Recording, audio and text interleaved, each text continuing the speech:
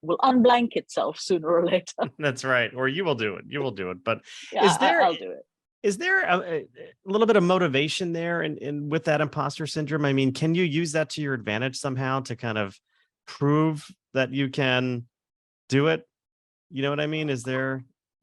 I think so. I mean, I can't speak for anybody who doesn't have a little bit of imposter syndrome, but I think for me, it makes me that much more determined to carve out the space for myself. Like whenever I feel myself thinking that, oh, I'm not good enough for this, or oh, this industry isn't right for someone like me, I remember how much I love doing what I'm doing. And that makes me feel like, yeah, I need to work that much harder to prove myself and keep trying. I mean, I think if I didn't have that sense of persistence and determination to like make that space for myself, I wouldn't be where I am. And so I use that. I still use that.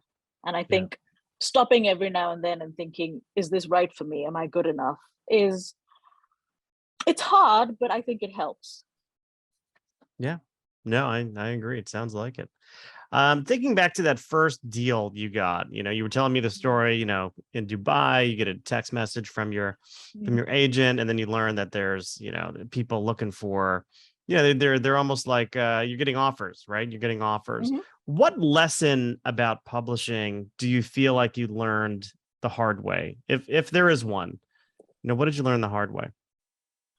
That first book does not necessarily mean there will be more books. I am very open about this. My first book was published in 2012, and my second book was published in 2018. That is a 6-year gap in which I could not get my books published. Various things happened. A book that was due to be published was cancelled at the last minute. I changed agents. I had children.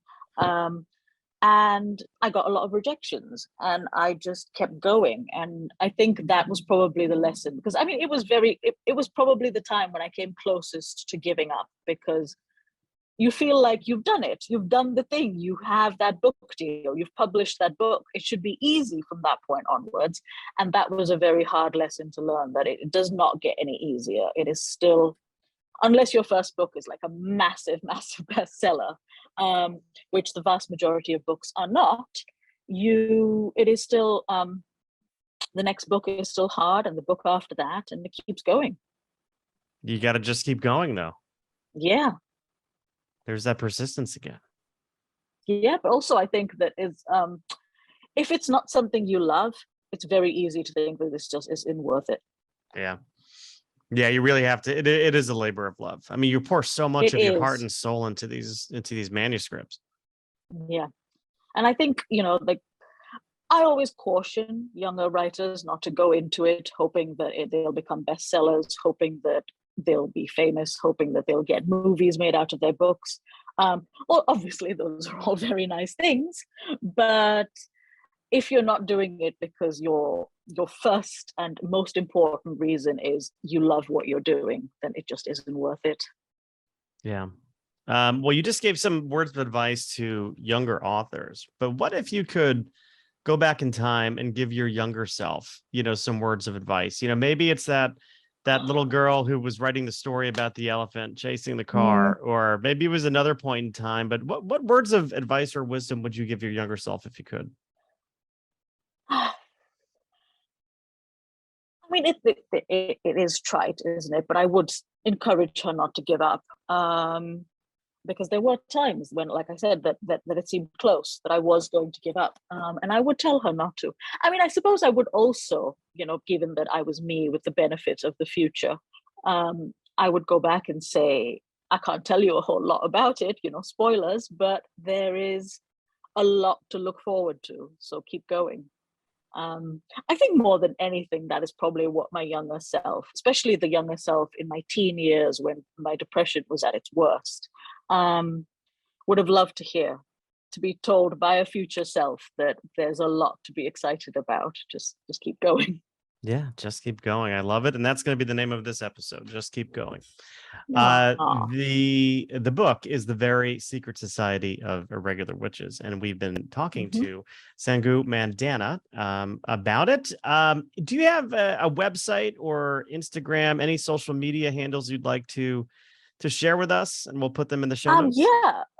Yeah, my website is just www.sangumandanna.com, and my Instagram is just my name, and I am on both, quite active.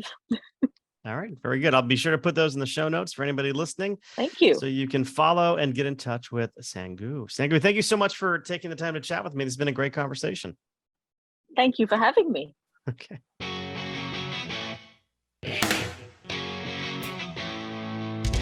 Thanks for listening to Uncorking a Story. If you'd like more information about today's guest or to find out more about Mike, go to uncorkingastory.com. If you enjoyed the show, please subscribe, rate, and review us at Apple Podcasts, Spotify, or wherever you get your podcasts. Tune in every week to hear Mike Carlin uncork a new story.